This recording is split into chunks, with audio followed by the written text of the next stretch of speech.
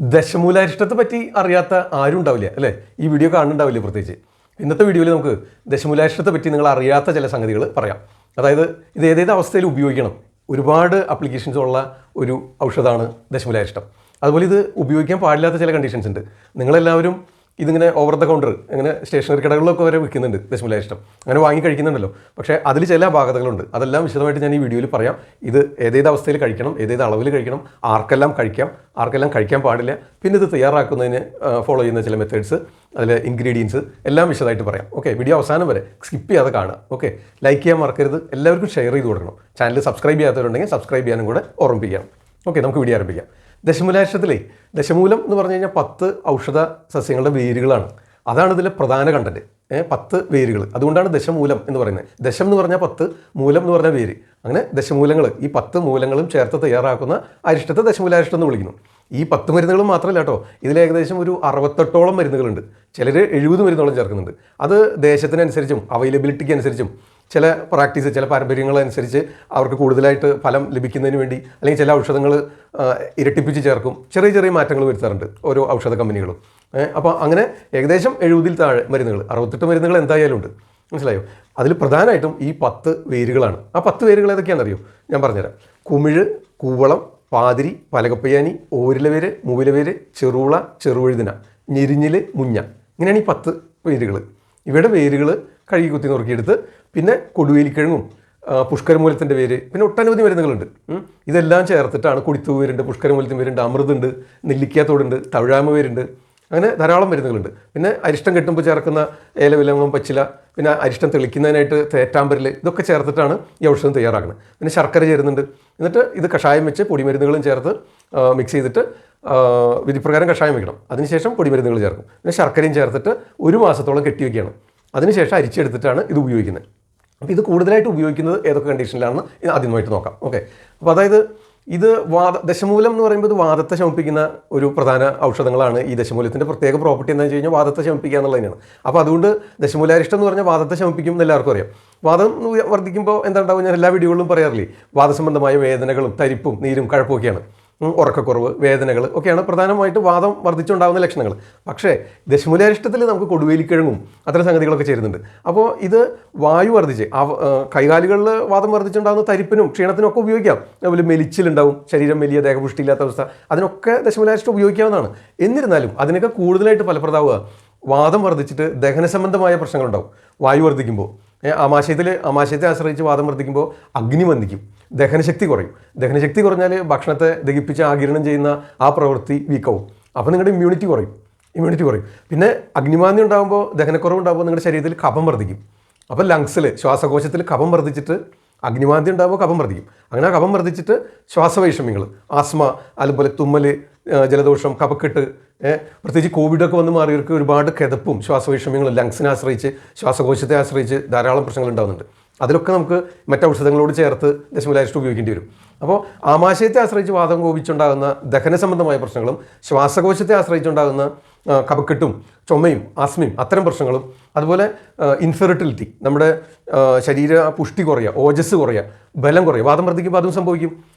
പുഷ്ടി കുറയുക, അതുപോലെ കാർശ്യം, കൃശത ഉണ്ടാവുക, ബലം കുറയുക, വീക്ക്നെസ് അനുഭവപ്പെടുക, രൂക്ഷത അനുഭവപ്പെടുക, ഇത്തരം സംഗതികളിലും ദശമൂലാരിഷ്ടം ഉപയോഗിക്കാം. അതുപോലെ ഇനി സ്ത്രീകളുടെ കാര്യത്തിൽ എടുത്തു കഴിഞ്ഞാൽ ഈ മാസമുറയോടനുബന്ധിച്ചുണ്ടാകുന്ന മെൻസ്ട്രൽ ഇറഗുലാരിറ്റീസ്, അതുവഴി ഹോർമോണൽ ഇംബാലൻസ് കൊണ്ടുണ്ടാകുന്ന മൂഡ് സ്വിങ്ങിങ്ങുകളും, അതുപോലെ പീരീഡ്സ് അടുക്കുമ്പോണ്ടാകുന്ന അബ്ഡോമിനൽ ക്രാംസ്, അതൊക്കെ കുറയുന്നതിന് ഉപയോഗിക്കാം. പിന്നെ പ്രസവശേഷം, പ്രസവം എന്ന് പറഞ്ഞു കഴിഞ്ഞാൽ വല്ലാത്ത പ്രോസസ്സല്ലേ, അത് ഒരുപാട് വാദത്തെ വർദ്ധിപ്പിക്കുന്നതും ശരീരത്തിന് ഒരുപാട് ആയാസം ഉണ്ടാക്കുന്നതുമായിട്ടുള്ളൊരു പ്രവൃത്തിയാണ് പ്രസവം. അപ്പോൾ പ്രസവശേഷം, പ്രസവ രക്ഷയ്ക്കുള്ള മരുന്നുകളിലും ദശമൂലാരിഷ്ടം നമ്മൾ ചേർക്കാറുണ്ട്. ഓക്കെ, അപ്പോൾ പ്രസവശേഷം ഉപയോഗിക്കും. ഇനി ഇൻഫെർട്ടിലിറ്റി കേസുകൾ, കുട്ടികളുണ്ടാവാത്ത, ഗർഭധാരണാശേഷി ഇല്ലാത്ത സ്ത്രീകൾക്കുള്ള ചികിത്സയിലും ദശമൂലാരിഷ്ടം ചേർക്കും.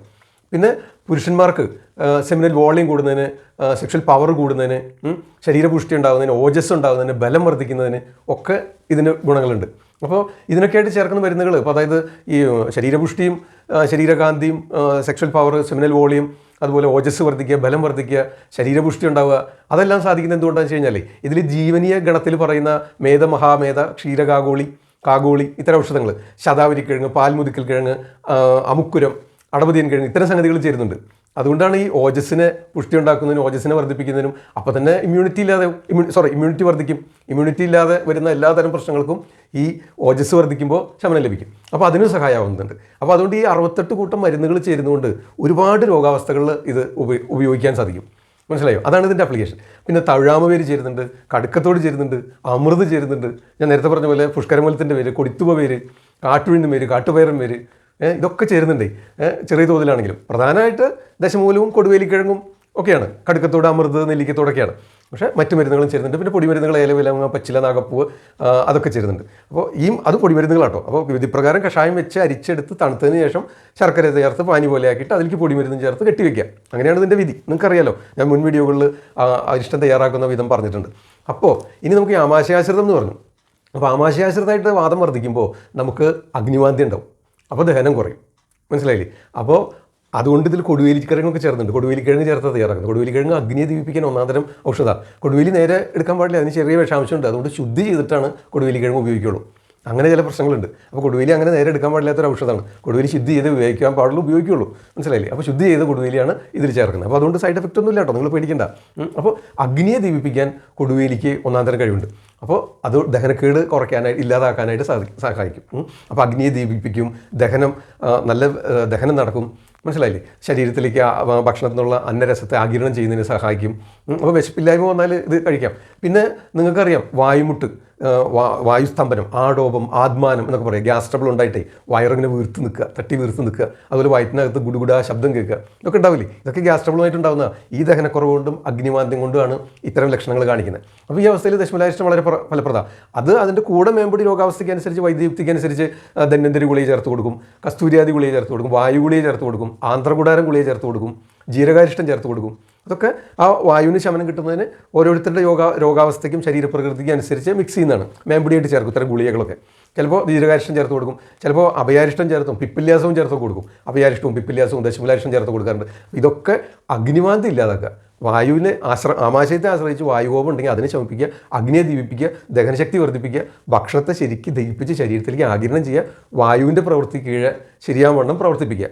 വായു മേലിൽ നിന്ന് കീഴ്പോട്ടാണ്. അത് തിരഗതിയാവുക അല്ലെങ്കിൽ ഊർദ്ധഗതിയാവുക, അതൊക്കെ വന്നു കഴിഞ്ഞാലാണ് ഈ ഏമ്പക്കവും ശ്വാസമുട്ടും കിതപ്പും ഒക്കെ ഉണ്ടാവുന്നത്. അതേസമയം ലങ്സിലേക്കും ഇതുപോലെ കഫം വർദ്ധിക്കും. ഈ അഗ്നിമാന്ദ്യം ഉണ്ടാകുമ്പോൾ അഗ്നിയാണ് കഫത്തെ ദഹിപ്പിക്കുന്നത്. അപ്പോൾ ഇതിൽ നമുക്ക് ഈ പിത്തം വർദ്ധിപ്പിക്കുന്ന സംഗതികളുണ്ടല്ലോ, അഗ്നിയെ ദഹിപ്പിക്കുന്ന കൊടുവേലിക്കിഴങ്ങ് പോലെയുള്ള സംഗതികളില്ലേ. അപ്പോൾ ഈ അഗ്നിമാന്ദ്യം ഉണ്ടാകുമ്പോൾ അഗ്നിയെ ദീപിപ്പിക്കുമ്പോൾ കഫം ക്ഷയിക്കും. അങ്ങനെയാണ് ലങ്സിൽ ശ്വാസകോശത്തെ ആശ്രയിച്ചുണ്ടാകുന്ന കഫക്കെട്ടും ചുമയും ആസ്മയും പോലുള്ള സംഗതികളെ ശമിപ്പിക്കുന്നത്.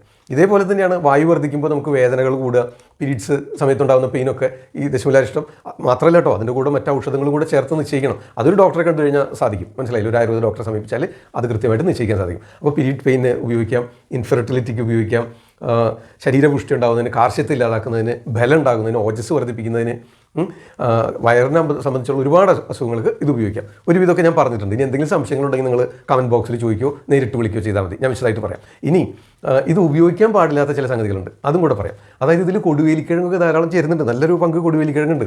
അപ്പോൾ അഗ്നിദീപനം ഉണ്ടാവും നല്ലോണം. അപ്പോൾ അസിഡിറ്റി ഒക്കെ ഉള്ളവർ, അസിഡിറ്റി, അൾസർ, പുളിച്ചത് കേട്ടൽ, നെഞ്ചരിച്ചിൽ, വയറിരിച്ചിൽ ഒക്കെ അനുഭവപ്പെടുന്ന ഒരു ഇത് കഴിക്കാൻ പാടില്ല. എന്നു വെച്ചാൽ ഈ കൊടുവേലി പോലുള്ള തീക്ഷ്ണമായിട്ടുള്ള പിത്തത്തെ വർദ്ധിപ്പിക്കുന്ന, അഗ്നിയെ ദീപിപ്പിക്കുന്ന ഔഷധങ്ങൾ ചേരുന്നതുകൊണ്ട് ഈ അസിഡിറ്റി ഉള്ളവർ, അൾസർ ഉള്ളവർ ഒന്നും ഇത് ഉപയോഗിക്കാൻ പാടില്ല. ഭയങ്കര ദഹനശക്തി, ഭയങ്കര അത്യഗ്നി, ഭസ്മകം പോലുള്ള ഭയങ്കര വിശപ്പുള്ളവർ ഒന്നും ഇത് കഴിക്കാൻ പാടില്ല. മനസ്സിലായോ? പിന്നെ വേറെ ചില സംഗതികൾ കൂടെ ഉണ്ട്, ഞാൻ വഴി പറയാം. ഓക്കെ, അപ്പോൾ അത്യഗ്നി ഉള്ളവർ, അസിഡിറ്റി ഉള്ളവർ ഉപയോഗിക്കരുത്. ഇനി പാടില്ലാത്ത ഇതിൽ ശർക്കര ചേരുന്നുണ്ട്, അതുകൊണ്ട് ഹൈ ബ്ലഡ് ഷുഗർ ഉള്ളവർ കഴിക്കരുത്. വളരെയധികം ഇൻസുലിനൊക്കെ എടുക്കുന്ന, 2-3 നേരമൊക്കെ ഇൻസുലിൻ എടുക്കുന്നവരുണ്ട്. അങ്ങനെയുള്ളവരും ഇത് ഉപയോഗിക്കാതിരിക്കുകയാണ് നല്ലത്. ഷുഗർ ബോർഡർ ലൈനാണ് അല്ലെങ്കിൽ നിയന്ത്രണ വിധേയമാണ് എന്നുണ്ടെങ്കിൽ അല്പം കഴിക്കുന്നതുകൊണ്ട് വിരോധമൊന്നുമില്ല. ആ ബുദ്ധിമുട്ടുള്ള സമയങ്ങളിൽ നിങ്ങൾ വായുവിന് വിലക്കുണ്ടായി, വായു ബുദ്ധിമുട്ടുണ്ടായി, ശ്വാസം മുട്ടലുണ്ടാകുന്നു, അല്ലെങ്കിൽ വായുസ്തംഭനം ഉണ്ടാകുന്നു, ഗ്യാസ് ട്രബിൾ ഉണ്ടാകുന്നു, ശോധന ഉണ്ടാവില്ല, അത്തരവസ്ഥയിലൊക്കെ നിങ്ങൾക്ക് തൽക്കാലത്തേക്ക് കഴിക്കുന്നതിന് വിരോധമില്ല പ്രമേഹ രോഗികൾക്ക്. പക്ഷേ ഒരുപാട് ബ്ലഡ് ഷുഗർ ഉണ്ട്, 3 നേരമൊക്കെ ഇൻസുലിൻ എടുക്കുന്നവരാണ്, 2 നേരമൊക്കെ ഇൻസുലിൻ എടുക്കുന്നവരാണെങ്കിൽ തീർച്ചയായിട്ടും കഴിക്കേണ്ട. ഒരു അസിഡിറ്റി ഉള്ളവർ തീർത്തും ഒഴിവാക്കാം. പിന്നെ അത് ബാലന്മാർക്കും വൃദ്ധന്മാർക്കും സ്ത്രീകൾക്കും ഒക്കെ ഉപയോഗിക്കാം, എല്ലാവർക്കും. പക്ഷേ ഇതിൻ്റെ ഡോസ് നിശ്ചയിക്കണം. അതൊരു ഡോക്ടറെ കണ്ടു കഴിഞ്ഞാൽ നിങ്ങളുടെ ദേഹബലത്തിനും രോഗബലത്തിനും അനുസരിച്ച് ഒരു ഡോക്ടർക്ക് സാധിക്കുകയുള്ളൂ. ഇത് അമിതമായിട്ട് ഉപയോഗിച്ചാലും മറ്റ് സൈഡ് എഫക്ട്സ് ഒന്നും ഉണ്ടായിട്ടില്ല. ഈ കൊടുവേലി പോലുള്ള സംഗതികൾ ശുദ്ധി ചെയ്ത് ചേർക്കുന്നതുകൊണ്ട് ഈ അസിഡിറ്റി ഒക്കെ കൂടാൻ സാധ്യതയുണ്ട്. അപ്പോൾ അസിഡിറ്റി ഉള്ളവർ ഒഴിവാക്കുന്നത് നന്നായിരിക്കും. ഓക്കെ, പിന്നെ ഞാൻ പ്രത്യേകമായിട്ട് പറയാമെന്ന് അതിന് തൊട്ട് പറയുന്നൊരു വിഷയം എന്താ വെച്ചാൽ നമുക്ക് മിന്നുന്നതെല്ലാം പൊന്നല്ല, അതാണ് പറയാനിരുന്നത്. അതായത് ദശമൂലാരിഷ്ടം എന്ന് എഴുതിയ ലേബലോട് കൂടിയിട്ട് ഇത് സ്റ്റേഷനറി കടകളിൽ വരെ വിൽക്കുന്നുണ്ട്. അതങ്ങനെ വാങ്ങി ഉപയോഗിക്കരുത്. കാരണം അതിൻ്റെ ഉദ്ദേശശുദ്ധിയും ലക്ഷ്യങ്ങളും ഞാനീ പറഞ്ഞ ഔഷധങ്ങളുടെ ഉപയോഗത്തിനായിരിക്കില്ല. അപ്പോൾ അതുകൊണ്ട് ഈ ദശമൂലാരിഷ്ടം തന്നെയാണ് ആ ദശമൂലാരിഷ്ടം എന്ന് വിശ്വസിക്കരുത്. നിങ്ങൾ വിശ്വസനീയമായ റെപ്യൂട്ടഡ് ആയിട്ടുള്ള പേര് കേട്ട ആയുർവേദ ഔഷധ നിർമ്മാതാക്കൾ നിർമ്മിക്കുന്ന ഔഷധ കമ്പനികളുടെ ദശമൂലാരിഷ്ടം വാങ്ങിക്കണം. ഓക്കെ, അതെല്ലാം തന്നെ നല്ലതാണ്, ഒരേപോലെ ഗുണമുള്ളവരാണ്. മനസ്സിലായില്ലേ? എന്താ വെച്ചാൽ അവർക്ക് അവരുടെ മരുന്ന് കഴിച്ച് അസുഖം മാറിയാലല്ലേ പിന്നീട് ആൾക്കാർ അവരുടെ മരുന്നുകൾ വാങ്ങിക്കുള്ളൂ. അപ്പോൾ പേര് കേട്ട പ്രശസ്തരായ ഒരുപാട് ഔഷധ കമ്പനികൾ പ്രത്യേകിച്ച് കേരളത്തിൽ ഒട്ടും സംശയിക്കേണ്ട. പക്ഷേ ഈ സ്റ്റേഷനറി കടകളിലും ഒക്കെ വരുന്ന വില്ലന്മാരെ നിങ്ങൾ തിരിച്ചറിയണം. അതിൻ്റെ ഉദ്ദേശശുദ്ധി നിങ്ങൾ തിരിച്ചറിയണം. അതിന് ചിലപ്പോൾ ഞാൻ ഈ മേൽപ്പറഞ്ഞ ഗുണങ്ങളായിരിക്കണം എന്നില്ല. മനസ്സിലായോ? അങ്ങനെ ഒരു ചീത്തപ്പേര് ഈ ഇത്തരം പേരിൽ ഇറങ്ങുന്ന കുപ്പികളിൽ ഇറങ്ങുന്ന ലേബലിൽ ഇറങ്ങുന്ന മരുന്നുകൾ ആയുർവേദത്തിന് വരുത്തുന്നുണ്ട്. പക്ഷേ അതൊക്കെ ഗവൺമെൻറ്റും സർക്കാരും ആയുർവേദ അസോസിയേഷനുകളും ഗവൺമെൻറ് ബോഡികളും അതിനെതിരെ പ്രവർത്തിച്ച് അത് നിയന്ത്രിക്കുന്നുണ്ട്. വളരെയധികം പ്രശംസനീയം ആയിട്ടുള്ളൊരു സംഗതികളാണ്. ആയുർവേദ അസോസിയേഷനൊക്കെ അത്തരം തെറ്റായ പ്രവർത്തനങ്ങൾക്കെതിരെ ധാരാളം ശബ്ദമുയർത്തുന്നുണ്ട്. അത് തീർച്ചയായിട്ടും അത് പ്രശംസിക്കാൻ കൂടെ ഞാൻ ഈ അവസരം ഉപയോഗിക്കുകയാണ്. അപ്പോൾ ഈ അസിഡിറ്റി പോലുള്ള സംഗതികൾ ഉപയോഗിക്കരുത്. ഇത്തരം വ്യാജനിർമ്മിതങ്ങളായ ദശമൂലാരിഷ്ടം ഉപയോഗിക്കരുത്. എന്ന് വെച്ചാൽ ഇതൊരു ജനറൽ ടോണിക് പോലെ ഉപയോഗിക്കാവുന്നതാണ്. കാരണം ഇത്രയും ഔഷധങ്ങൾ ചേരുന്നതല്ലേ, സൈഡ് എഫക്റ്റ് ഒന്നും ഇല്ലാത്ത നാച്ചുറലായിട്ടുള്ള സേഫായിട്ട് ലഭിക്കുന്ന നല്ല ഔഷധ സസ്യങ്ങൾ, നല്ല ഔഷധ ഭൂയിഷ്ടമായ ഔഷധ വീര്യമുള്ള ഇത്രയും 60ഓളം ഔഷധ ദ്രവ്യങ്ങൾ ചേരുന്ന സംഗതി ഔഷധം നമ്മൾ ദശമൂലാരിഷ്ടം സേവിക്കുന്ന നമുക്ക് കരുത്താണ്. നമ്മുടെ ആൻറ്റി ഏജിങ് എന്ന് വിളിക്കാം. നമുക്ക് പ്രായാധിക്യത്തിൽ ഉണ്ടാകാവുന്ന അസുഖങ്ങളെ പ്രതിരോധിക്കുന്നതിനും എല്ലാം സഹായകമാവും.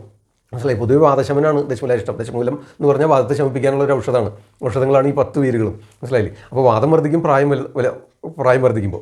അപ്പോൾ അതുപോലെ പ്രായം കൂടുന്നതിനനുസരിച്ചുണ്ടാകുന്ന ഏജിങ് ജെറിയാട്രിക് കംപ്ലയിൻസ് ഉണ്ടല്ലോ, അതെല്ലാം നിയന്ത്രിക്കുന്നതിനും ശമിപ്പിക്കുന്നതിനും നിങ്ങളെ ചെറുപ്പമാക്കി വെക്കുന്നതിന് പോലും സാധിക്കുന്ന ഒരു ഔഷധം, ഒരു അമൂല്യ ഔഷധമാണ് ദശമൂലാരിഷ്ടം. അത് നിങ്ങളിങ്ങനെ OTC സ്റ്റേഷനറി കടകളിൽ നിന്നൊക്കെ വാങ്ങി ഉപയോഗിച്ച് അതിൻ്റെ വില കളയരുത്. അത് അതിൻ്റേതായ അറിവോടും ജ്ഞാനത്തോടും ഭക്തിയോടും ബഹുമാനത്തോടും കൃത്യതയോടും കൂടെ വേണ്ട അവസ്ഥയിൽ ഒരു ഡോക്ടറുടെ നിർദ്ദേശപ്രകാരം മാത്രം ഉപയോഗിക്കണമെന്ന് ഞാൻ ഓർമ്മിപ്പിക്കുകയാണ് ഈ വീഡിയോയിൽ. ഓക്കെ, വീഡിയോ ഇഷ്ടമായെന്ന് വിചാരിക്കുന്നു. ഇനി എന്തെങ്കിലും സംശയങ്ങളുണ്ടെങ്കിൽ താഴെ കമൻറ്റ് ബോക്സിൽ ചോദിക്കാം. പിന്നെ ഇത് നമ്മൾ രോഗാവസ്ഥകളിൽ അതും കൂടെ പറയാം. അതായത് ഇപ്പോൾ ഈ ദഹന സംബന്ധമായ പ്രശ്നങ്ങളിൽ നമ്മൾ പിപ്പല്യാസവത്തോടു കൂടി, അഭയാരിഷ്ടത്തോടു കൂടി, അമൃതാരിഷ്ടത്തോടു കൂടി, മുസ്താരിഷ്ടത്തോടു കൂടി, ബലാരിഷ്ടത്തോടു കൂടി, ജീരകാരിഷ്ടത്തിൻ്റെ കൂടെ, പൂതികാസവത്തിൻ്റെ ഒപ്പം അതൊക്കെ മിക്സ് ചെയ്ത് ഉപയോഗിക്കും. അതൊരു വൈദ്യയുക്തിക്ക് അനുസരിച്ച് രോഗാവസ്ഥയ്ക്കും ഓരോ വ്യക്തികളും വ്യത്യസ്തരാണല്ലോ. അപ്പോൾ നിങ്ങളുടെ രോഗാവസ്ഥയ്ക്കും ദേഹബലത്തിനും അനുസരിച്ച് വേണം അത് മിക്സ് ചെയ്യാനൊക്കെ സാധിക്കുള്ളൂ. അപ്പോൾ അത് നിങ്ങൾ ഒരു ഡോക്ടറെ സമീപിക്കുക, അല്ലെങ്കിൽ ഓൺലൈൻ കൺസൾട്ടേഷനോടുകൂടെ നമുക്ക് നിശ്ചയിക്കാവുന്നതാണ്. അല്ലാതെ നിങ്ങൾ ഒരു കണക്കൂട്ടും ഇല്ലാതെ കണക്കും കയ്യില്ലാതെ വാങ്ങി ഉപയോഗിക്കരുതെന്ന് ഞാൻ പ്രത്യേകം ഓർമ്മിപ്പിക്കുകയാണ്. ഓൺലൈൻ കൺസൾട്ടേഷൻ ആവശ്യമുള്ളവർ ഇവിടെ കാണുന്ന നമ്പറിൽ വിളിച്ച് ബുക്ക് ചെയ്യണം. എന്നിട്ട് നമുക്ക് ഓൺലൈൻ കൺസൾട്ടേഷൻ ആവാവുന്നതാണ്. ഓക്കെ, തൽക്കാലം നിർത്തട്ടെ. വിവരം എല്ലാവർക്കും മനസ്സിലായിട്ടുണ്ടാവുമെന്ന് വിചാരിക്കുന്നു.